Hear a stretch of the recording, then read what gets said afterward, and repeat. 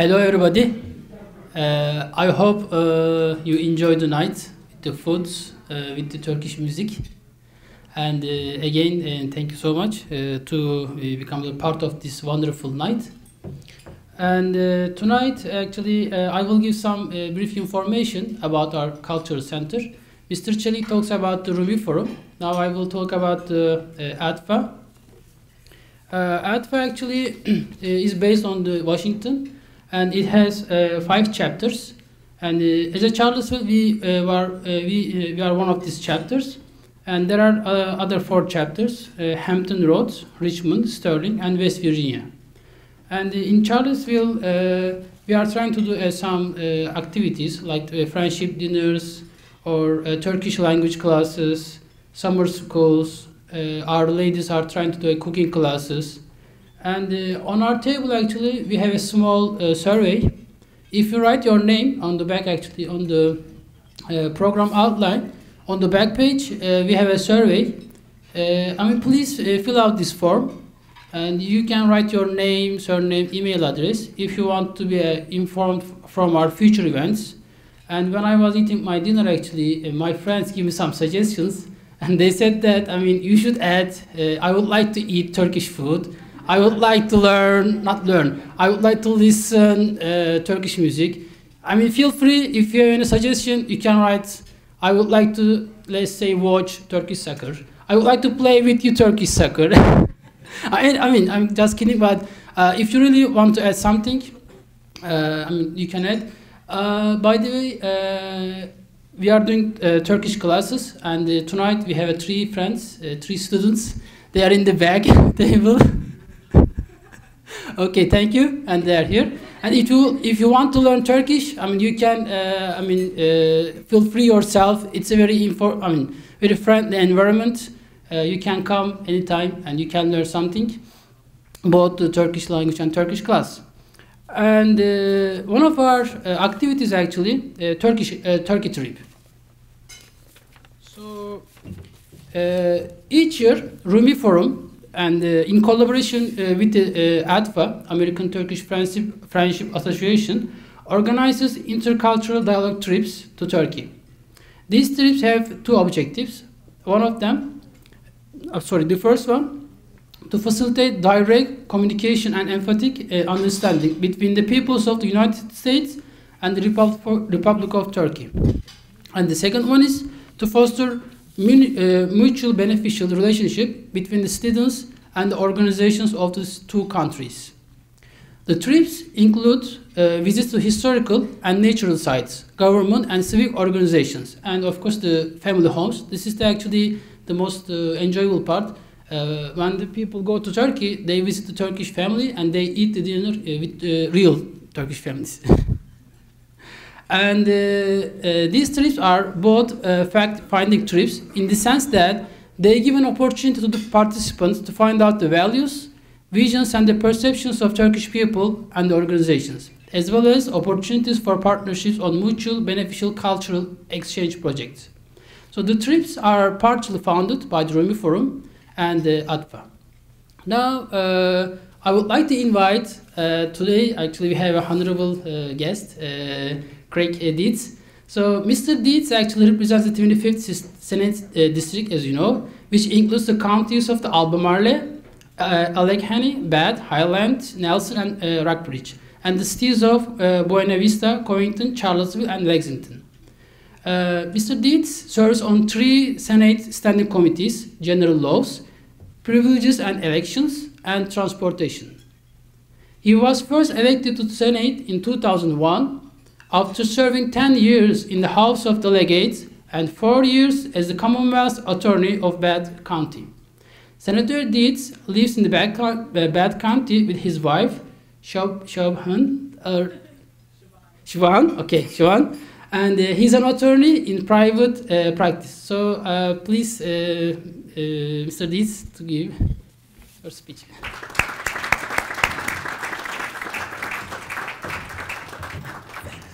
Thanks for that kind introduction and welcome, and thanks to the American Turkish Friendship Association and the Rumi Forum for the invitation. I'll tell you this, it's always intimidating to be invited to be a keynote speaker. You know, how in the world do you say something that's important enough for people to listen to after they've eaten a delicious supper? And I'll tell you what, when you invite a politician to speak, you ought to speak before supper. Because after supper, the politician's relaxed and he could go on forever and ever and ever.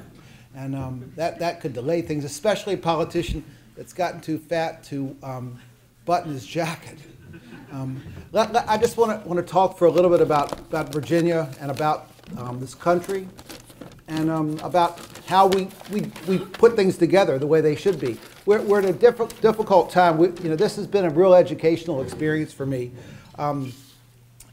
Serving in the legislature, but even this supper, you always learn something new. We were talking about travel and the mobility of people. You think about it. You know, our guest, 4 or 5 continents his family has lived on in 2 generations. Four continents, is that right? They've lived in 2 generations. That's amazing to me. I live about 4 miles upstream on the Cowpasture River from a house my ancestors built in the 1740s. I didn't fall far from the tree. I've never traveled far. I mean, I've been a few places, but it's amazing to me the mobility of people. And think about this country. You know, this country. You know, my people, my ancestors got here a little while ago. But that doesn't make me any more of an American than somebody whose ancestors got here last year or yesterday or 5 years ago. You know, this country has been built by immigrants since 1607. We are a land of immigrants, and we can't forget that. You know, and it's pretty imposing to be in a room. I mean, I've got Dwayne Snow and my friend Kristin Szakos, and I saw Steve Kolazar from the school board. You know, in this country, we have 3 levels of government, basically. We've got a federal system with a national level of government that has some responsibility, a state level of government, and all 50 states that has other responsibility, and then local levels of government. The boards of supervisors, city council, school boards. And that they each have defined things they have to do. Immigration is generally preempted by the Constitution. The federal government has to act. But the last 20 years and throughout this country's history, whenever we've had economic hard times, there's been backlash against new Americans, against new immigrants. And there are countless efforts every year for Virginia to crack down on immigration, even though the Constitution says Virginia doesn't have anything to do with that. That's a federal responsibility. You know, as it was pointed out when I was introduced, I'm a lawyer. That's my job. I'm a part-time legislator, and I'm honored to be able to do something that frankly Thomas Jefferson and Patrick Henry and great Virginians did hundreds of years ago. I get to do that part-time, and that is very cool. That I get to do that, but I'm not going to be a warrior for any calls. You know, I'm a person who believes that government is involved in the problem-solving business, and at state government, primarily what we do is build the infrastructure. We're responsible for building the infrastructure to support economic growth. The infrastructure, as I see it, is twofold. You know, number one, education. K through 12 education and higher education. We have to give people the tools, build the intellectual infrastructure to support economic growth, to support the strength of this country, to make sure that everybody has an opportunity to succeed. And the second thing we have to do at the state level is build the transportation infrastructure to support economic growth. Now, Virginia did 2 things in the 20th century, I think, to modernize the economy, to make sure that all Virginians, whether they were here 200 years or whether they just got off the boat, had a chance to succeed. In the 1920s, Virginia created a Virginia Department of Highways. Before then, the quality of transportation system you had depended on where you lived and depended on how much money the local people had. And people who lived out in the country, out in the area where I lived, for example, were pretty much relegated to travel by foot or by horse. They didn't have a chance to go to school or higher education. They didn't have public schools to speak of in the community where I live until about 100 years ago. And they certainly didn't have a chance to go to the university or go to a college or university. But the Virginia Department of Highways was created in about 1926. It was paid for with a 3-cent gas tax. That's an important thing to learn. If you're going to do things, you have to pay for them. You have to be responsible for it. And the second thing, what that did, the Virginia Department of Highways, what that did was it gave us the ability to grow in every part of Virginia. Every part of Virginia had the opportunity for economic growth. The second thing that we did that was very important was 1966. We created the Virginia we created the Virginia Community College System to put a college education within the grasp of every single individual. And we paid for it by inventing, for the first time, when you invent something, you do something for the first time, I guess. We paid for it with a 3-cent sales tax. And that put a college education within the grasp of every single person. So Virginia as a state has come a long way. Let me tell you, in 1940, when we were on the precipice of World War II, we were still basically a black and white society. We were still basically, in Virginia, a Protestant society. Our economy was driven in 1940, if you can believe this, the population centers in Virginia were not Northern Virginia or Hampton Roads. The population centers were down around Danville, number one, and Wise, way out in the coal fields, number two. Our economy was driven by natural resources, coal, by manufacturing, textiles, and by agriculture, tobacco. Well, agriculture is still a big driver in our economy. Now it's soybeans and corn and meat and natural resources. Coal is still a driver in our economy. And though we're producing far more of it, we're sending far more of it overseas, and you can produce it through automation. So we're not employing as many people, but 1940 things have changed. Since World War II, the industry of Virginia really is government. It's the federal government. It's Northern Virginia and Hampton Roads, the two big regions of Virginia. The big industry there is military spending. So we stand to hurt more from the sequestration at the federal level than any other states. Let's talk for a little bit about this country, though. In 1960, about 1 in 20 residents was foreign born. The countries of origin were primarily European. Today, about 1 in 8 Americans are foreign born, and the immigration since 1960 has largely been from Latin America and Asia. About 2/3 of the states have populations with foreign-born residents higher than 5%. In 2009, there were about 187,000 individuals in the United States were reported having Turkish roots in the census, though estimates of Turkish Americans, I think, are closer. In 2009, were closer to 500,000 people. The majority of those residents resided in the Northeast and in the South. In Virginia, 11% of our residents are foreign born. You know, I love maps. My favorite map is one that's outside of the General District Court Clerk's office in Monterey. It's a political map of Virginia, and it shows Fairfax County in 1910 census having a population of 20,600. Well, Fairfax County is now about 1.1 million people. I don't know if you all are familiar with Tyson's Corner.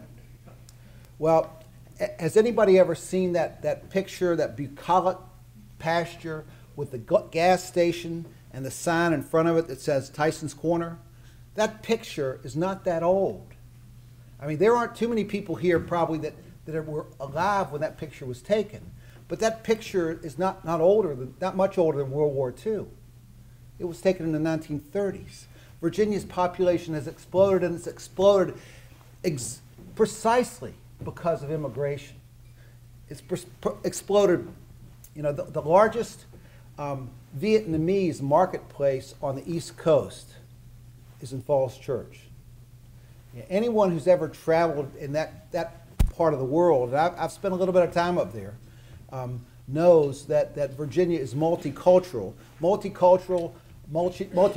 In Charlottesville, listen to this, Charlottesville city schools, there are 50 languages for students.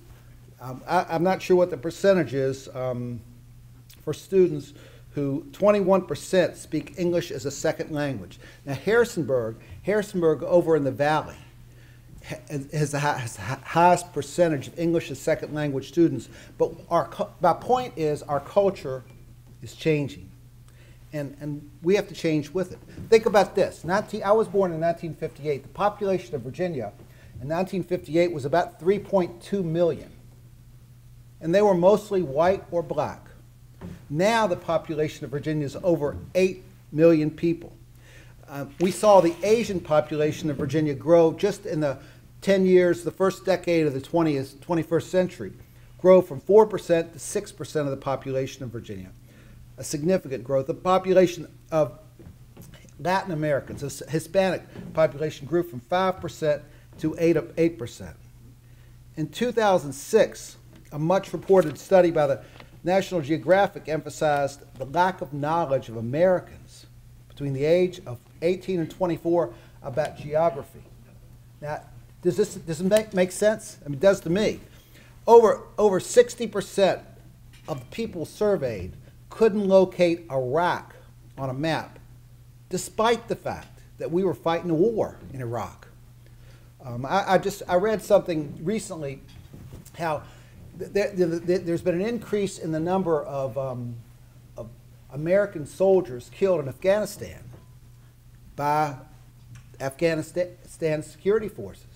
And there's been a real effort to try to educate Americans about different cultures, and an effort on the part of the Afghani government to educate their own forces on the fact that Americans might not have a lot of information about Afghani culture, and things like a wink or a pat on the back that might be as American as apple pie, something we do every day, but in Afghanistan might be considered an insult.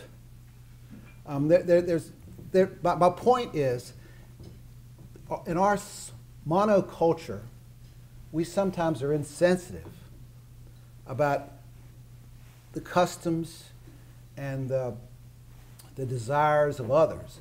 And we have to take steps to educate future generations about the different cultures of this world.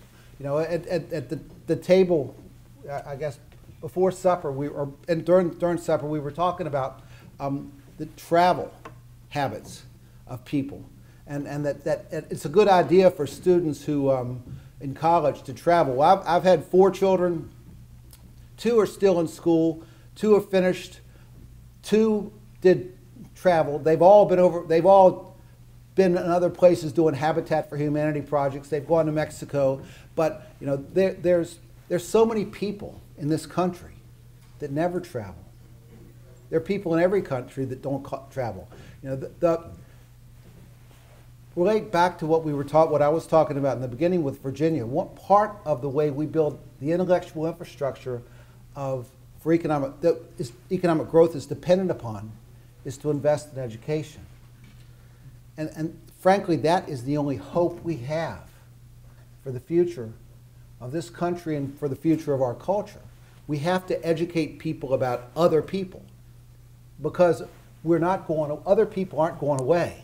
We're not going back to the days where we were all either white or black in this country. We are going forward, and we have to go forward, recognizing and respecting the rights of all people to live as they wish. That means we're going to be together. We have no choice about that. We have to learn to get along. And the only way we do that, frankly, is through the work of organizations. I mean, the first thing that was on your slide about the Rumi Forum made me think about an article I read in the New York Times Magazine a week or so ago about people who do well by doing good. And that's what it's all about. In my culture, it comes back to a verse from the Bible: "Do unto others as you would have them do unto you." That relates. I think we can all relate to that. We have to understand that we all share this world together. We have to respect the cultures of other people, and that means respect. And we have to live together. I mean, from my perspective, I'm not suggesting that in doing this, we back away from what we believe. I'm not suggesting that we back away from the values that we hold in our heart. But what I am suggesting is that we have to work together to find our common interest, and we have to build the best future we can for our progeny, for our children. The reality is, that this country, and like I said, Virginia, when I was born, there were 3.2 million people. Now there are 8 million people. We're gonna gain another several 100,000 people before the next census. There are more and more of us in the same space. We have to get along. And to do that, we have to learn about other people, and we have to respect other people. And I know we can do it. I've rambled enough. Thanks very much.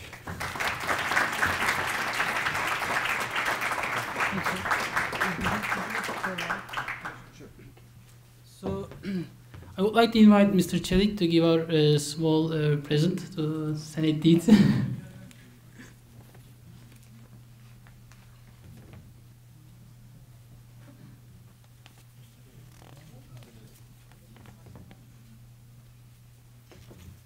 Sometimes I arrive and there's nothing in the box. Or it's broken, so these are the worst case scenarios, but today the surprise is there is actually one. Oh, man. Oh, look at that. Let me show.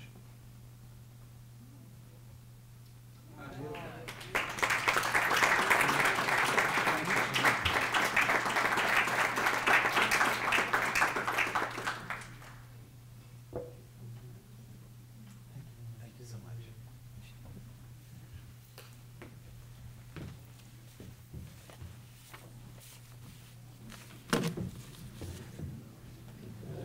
Thank you so much for your nice talk, and I think we heard so many numbers and things in the talk.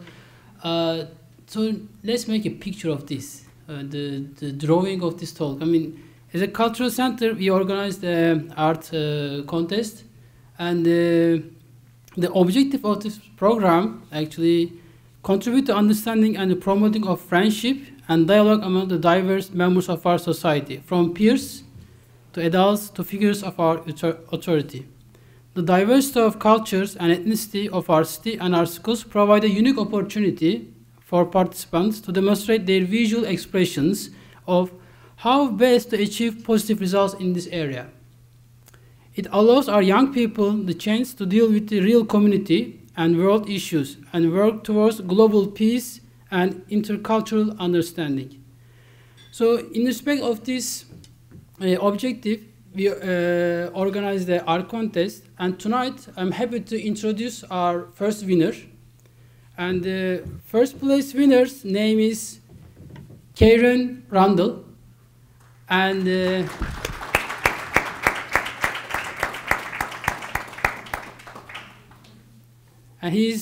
title of her work is Windows of the World.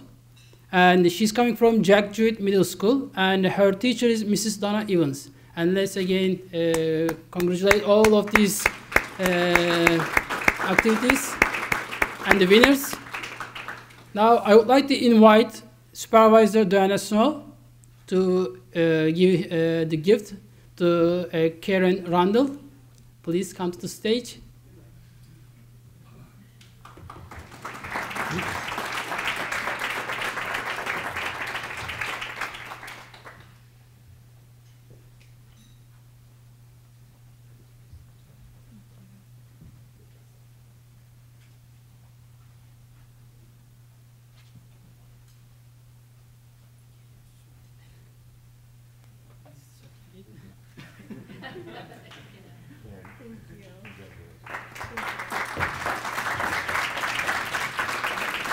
On the PowerPoint slide on the left side, you can see her work, and I mean it's very meaningful. I mean there are many flags of different countries, and their positions are not important. It's all over the world.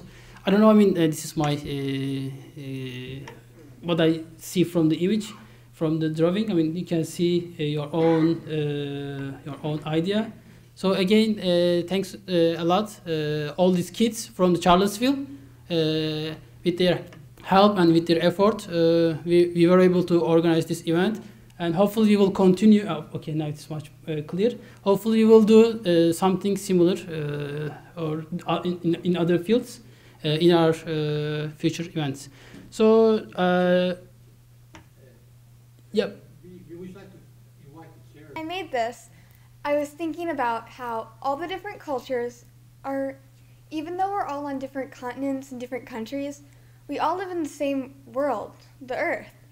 And it depends on how we treat it and how we care for it and how we build it together that really matters. And if we can do it peacefully and just come together and make it work, we can do it. And we can make it be a great place to live and be.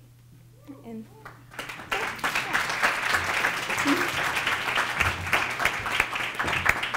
thank you, Karen. And now we are coming to the end of our program. I don't know if you want to leave or not, but now I would like to invite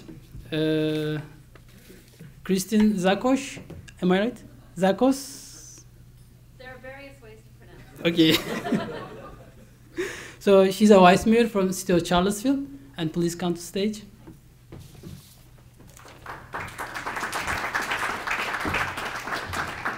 Thank you. And Yak Shamlar.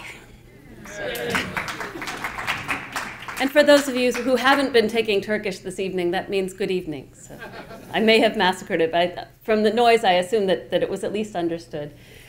One of the things that I really enjoyed about this evening, and Senator Deeds, I really enjoyed what you were talking about, is the fact that a pluralistic society is not something that we yearn for or dream for or dread. It's something that we are. And it's something that we need to embrace as a wonderful thing. And organizations like this that help give us the tools to do that are a real asset to our community. So on my own behalf, but also on behalf of the city of Charlottesville, I want to thank you for the work that you do, for bringing people together, for getting kids involved, for looking at it in different ways, through art, through music, through food, through travel. It just is a wonderful way of bringing people together, which is lovely. And I also am excited that I'm hoping to be part of one of the delegations to Turkey this year. I encourage people, if you are interested in trying to do that, to talk to these folks and see how you can do that. I was in watching just a video of Turkey. I'm one of these Americans who has a really good grasp of geography in parts of the world and a really weak grasp of geography and history in other parts of the world. And I must say that Turkey is an area that has always fascinated me, but I've never studied. And so when I learned all the things of the history of my faith and of the kind of things that I had heard growing up that I hadn't realized were in Turkey, it was very exciting. So just historically, it was something that I've learned a lot this year. So, but thank you very much, and good night.